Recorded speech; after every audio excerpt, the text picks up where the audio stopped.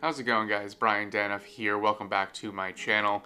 It's been almost about 2 weeks since I made my last video reacting to the news of Juan Soto signing with the Mets and talking about where the Yankees would go from there.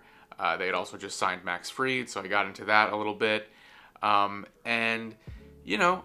said in the video, which a lot of people in my comments just love to pretend, I didn't say, that losing Juan Soto sucks. It is pretty devastating, and it was going to be insanely difficult and basically impossible to truly replace him. That's what I said that. And I also said that the Yankees, if they made a number of moves after this, could still salvage the offseason and could still build a very competitive team in 2025. And I don't think I'm wrong. So far, I've been proven right. I'm just going to say it. I mean, the Yankees have been very, very aggressive since losing out on Soto. They've made, honestly, more moves in the month of December than I can remember in a very long time.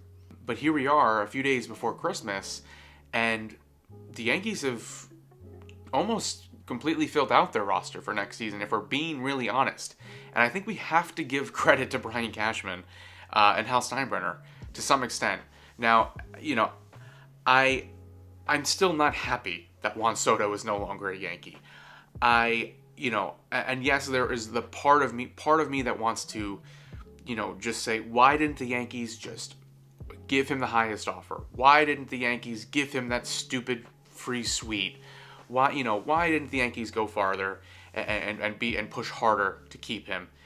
And I really, after everything I've read and after everything we've seen, I really think I hate to admit it. I hate to give them credit. I think they did pretty much, they came very close to doing that. And I do think that Steve Cohen was not going to let the Yankees outbid him for Soto. I think Soto was going to be a Met if he was always going to take the most money. Like I said in my last video, he was going to go anywhere that gave him the highest offer by a significant amount, and I think that's what the Mets were always going to do. So that being said, and again, people in my comments want me to be this depressed, devastated fan who has no hope for the future, and everything I said in my last video was me just coping. But I'm sorry. I really like the fact that the Yankees acquired arguably the best closer in baseball in Devin Williams. I'm sorry. I really like the fact that the Yankees signed one of the best starting pitchers in baseball, Max Fried. And you know what they just did as well? They traded for Cody Bellinger, and they signed Paul Goldschmidt to play first base. And they even traded for another high K per 9 kind of reliever in Fernando Cruz by getting him and Alex Jackson, a catcher from the Reds, for Jose Trevino. So the Yankees have just been wheeling and dealing, and honestly, everyone they've brought in, I am either totally okay with them bringing in, to I'm very excited about who they brought in. So I did already talk about Fried in my last video, so if you guys want to go check that out, you can kind of get my full thoughts on him. But, right after that, I think it was about a day or two later, again, the Yankees made that Devin Williams trade. And they did give up Nestor Cortez and Caleb Durbin. Loved Nestor when he was here. He was kind of the odd man out after they signed Fried. The starting rotation still, honestly, there's still a surplus of starting pitching, which I know you can never have too much of, but I think the Yankees would definitely not mind finding a taker for Marcus Stroman's contract. That's clearly probably still in the works. Maybe they can get that to happen. But Nestor was obviously a very important piece to the last few years of the Yankees. And his story's great. Being born in Cuba, came over to the U.S. as like a baby, and then, grew up in Florida and, obviously had to battle his way up into the majors given his size and his stature and his stuff. But he got it to play on the major league level, became an all-star, fan favorite. It's gonna be tough not having him around next year. And it sucks that kind of his lasting memory probably is going to unfortunately be that walk-off home run he gave up to Freddie Freeman, the Grand Slam, but he never should have been in that game. And it was great that he clawed back from injury to even just be available in that World Series. And then Caleb Durbin, obviously a top prospect who the Yankees were hyping up in the Arizona Fall League a lot, and he did have a great Arizona Fall League season. But you know, I'd never really honestly heard much about him before the last month or two, so it wasn't shocking. It was kind of like, let's hype up this prospect and let's trade him. Wouldn't be shocked if Durbin is, a pretty solid major leaguer in the future. But as for Devin Williams, just, again, one of the best closers in the game. Incredible stuff. He was a little banged up last year, but still very effective in the time he was on the field. And, he's had his difficulties in terms of the postseason in a couple different ways. There was a couple seasons ago where he punched, I think, a wall in the clubhouse and missed the postseason for the Brewers in 2021. And then, obviously, this past October, gave up that home run to Pete Alonso in the NL wildcard game. But I'm sure he's, working to put that behind him. He seems also very motivated to win and very motivated to be, this lockdown closer that he's been his whole career so far. So very, very excited that the Yankees have him. It's been a long time since they've just had a clear-cut, dominant frontline closer. I know that there aren't many left these days. The closer role kind of fluctuates and, isn't very, you don't have guys who are closing for 10, 15 plus years anymore. But he seems like he could be one of them. One of those rare kind of guys. So he's here for 1 year. We'll see if the Yankees can extend him. But you add him into a bullpen that already had Luke Weaver obviously establishing himself as a super elite back-end guy. Wouldn't have minded if he was still the closer, but now we'll have him as probably the setup man, a guy who can pitch, 6, 7, 8, depending on the game. They're working, they did bring back Jonathan Loaizaga. And again, like I mentioned, they got Fernando Cruz, who is another guy who strikes a ton of batters out. The Yankees kind of got away from that in the last few years. The bullpen was full of reclamation projects and guys who more pitch to contact. But dominant bullpens strike guys out. So it'll be really, really good to, have Williams back there as this kind of, you'll never have as sure a thing ever again as Mariano Rivera, but pretty damn close, I would say. And then, I mentioned Cody Bellinger. That was the next domino to fall. The Yankee. It's so funny because it felt like he was just destined to be a Yankee, not just because his dad played for the Yankees, Clay Bellinger, but also the last few years he's just been so heavily connected to the Yankees through rumors. And I think the Yankees did have interest and talked to him when he was a free agent in 2022 and then 2023 again. Obviously, both times he ended up signing with the Cubs. And he is now going to be, now that they have Goldschmidt, which I'll get to, he is going to be their center fielder. There was talk about him maybe playing first base, maybe playing, right field even, or left field. But no, Cody Bellinger is going to be the Yankees starting center fielder. And, here's the thing with Bellinger, right? And here is where the kind of devil's advocate comes into play. Here's where the Yankee critics come out. They say that Bellinger, obviously, he's not the MVP player he was with the Dodgers. He's not. He hasn't been since then. He had obviously a super big kind of cratering, falling out with the Dodgers to where, obviously the Dodgers just let him go. And then he signed with the Cubs for 2023. He put up big numbers, a really solid bounce back season for him. And that landed him, the long-term deal that Chicago signed him to last offseason. And now, of course, that's now the Yankees' responsibility. I think it's this year and next year, and then there's an option, if I'm remembering correctly. Yes, so the production's dipped a bit. 2024 was not nearly as good as his 2023. Still hit, I think it was about 18 home runs, had no PS in the 700s. So, he's not this elite bat, but as a lefty with a ton of power, with great athleticism out in the outfield, he will benefit from hitting in Yankee Stadium. So I wouldn't be shocked if he does sell out for power and he becomes another big, huge power threat again, like he was in LA for the start of his career. Again, he'll play pretty reliable defense in center field, maybe not Gold Glove, but definitely serviceable. And he's going to hit Cobb probably, in the top of the Yankees lineup, maybe batting second, maybe Judge behind him at third. It's kind of unclear how that lineup's going to shake out right now. Still a couple moving parts that I'll get to. But I do like the addition. I mean, again, I think the thing that and this also goes more hand in hand with Goldschmidt, right?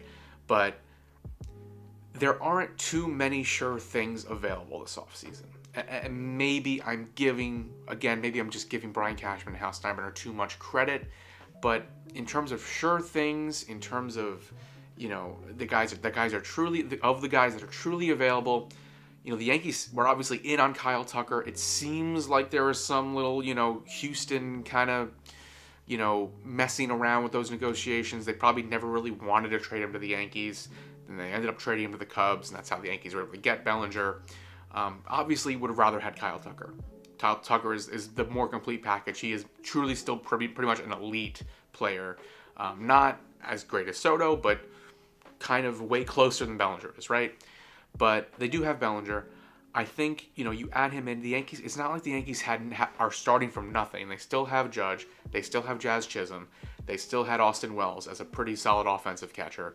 Giancarlo Stanton, obviously. So you add him in, and now you add Paul Goldschmidt in, who, yes, is not a sure thing. And it's honestly, he's probably the biggest unknown of this Yankees offseason right now. But he doesn't feel like this lost cause. He doesn't feel quite like this lottery ticket where you have no idea what to expect, right? Because you have to be fair to Goldschmidt for his entire career. Yes, he is 37. He's going to be 37. And yes, he has been declining the last couple years. But you look at his career numbers, his career stats. He never misses games. He is truly like a unicorn. And you look every single season, 150 games, 150 games, 150 games. I think he played 58 out of 60 in 2020. This guy is healthy. He is always on the field. He is pretty solid defensively. He was at one point a Gold Glove elite defender. That's obviously taken a step back a bit, but he's still pretty good. Better than Anthony Rizzo was last year, that's for sure. And with the bat, he had a rough first half and really turned it on in the second half. And he did play in a lineup and on a very mediocre team with the Cardinals where he probably wasn't getting too many pitches to hit. So you put him in a lineup with a lot more respectable hitters, and I do think that there are reasons to believe that Goldschmidt could work out for the Yankees as their first baseman. And if he doesn't, it's a 1-year, $12 million deal. It's not this massive mistake, and it allows the Yankees to pursue Vladimir Guerrero Jr. in the offseason next year, or Murakami from Japan. There are a lot of options. It seems like the Yankees kind of want to leave first base open.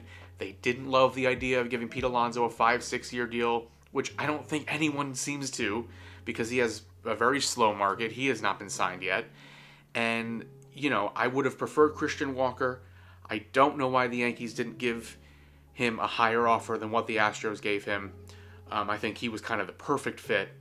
But I cannot get too upset about Paul Goldschmidt being a Yankee. Maybe that's also my bias, having kind of grown up watching his entire career. He was obviously so fun to watch when he burst onto the scene in Arizona with the Diamondbacks a couple seasons ago. He was the 2022 NL MVP. The Yankees have quite a lot of former MVPs in that lineup now. And, like I said, their offseason isn't fully done. While they've made all these moves, they still don't really have a second baseman or a third baseman, depending on where you want to put Jazz Chisholm. They are probably still in talks for Alex Bregman by everything I've seen. And I wouldn't hate that. I probably would prefer it out of all the remaining options. To give him, if he's seeking a 5-6 year deal, I think he's the kind of guy where you probably wouldn't regret it too much. I like a lot of his game, obviously. Power, the defense. He's a former Astro. There's that whole thing, but I think he's probably like the last most obvious option for the Yankees this offseason in terms of that infield. Although I honestly really don't hate the idea of them bringing Gleyber Torres back for another year or two or three, making him the second baseman, putting Jazz at third, and you have you add Glaber back into that lineup. That is an even deeper lineup, an even more powerful lineup. I know Glaber has been streaky, but in the postseason he was really solid, and he clearly still has a lot left in that bat. He's still only 27, 28. And in the outfield, yes, you still have a guy like Teoscar Hernandez available, Anthony Santander. But given everything they've done already with Bellinger, with Goldschmidt, and hopefully either a Glaber or in a perfect world of Bregman being brought in, I don't hate the idea of kind of leaving left field open and giving Jason Dominguez that shot. I know it's not a sure thing. I know that is a possibility that it goes south and he's not ready, and the Yankees do need to bring in someone during the season. But that can happen.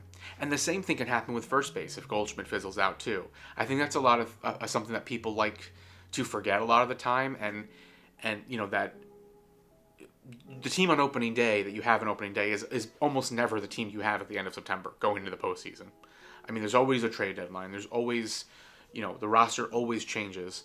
So, and I know, again, a lot of people, my last video, they were telling me again I was coping, and that I should just stop and be realistic and just admit that losing Soto sucks and it's the worst thing ever, and you just need to. 2025 is not gonna go the Yankees' way, and there's no reason to have hope. But at the end of the day, I'm seeing more reasons to be hopeful about the Yankees in 2025. There's a lot of reasons to not be hopeful about 2025 in general right now. And I'm not here to say that the Yankees have replaced Soto, that they have become a better team than they were last year. I am not that naive, And Soto, it's going to suck. I'm going to miss him. It's going to suck seeing him in a Mets uniform for the next 15 years. He should have been a Yankee, should have stayed a Yankee. I wish that's what happened. But it didn't, and I'm not going to let myself just completely shut down and, stop, believing and having hope in the Yankees, given the way that they have shown that they are not backing down either. They still want to build a championship winning team. I honestly haven't felt that.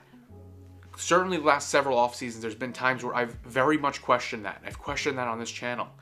But I think given the collection of players available, the lack of truly sure things, the Yankees have done about as good of a job as you could have asked for if you went back to the start of the offseason and said, you're going to lose Soto, but you're going to have Devin Williams, you're going to have Max Fried, you're going to have Cody Bellinger, and have Paul Goldschmidt, and probably one other player who hasn't signed yet as of the recording of this video.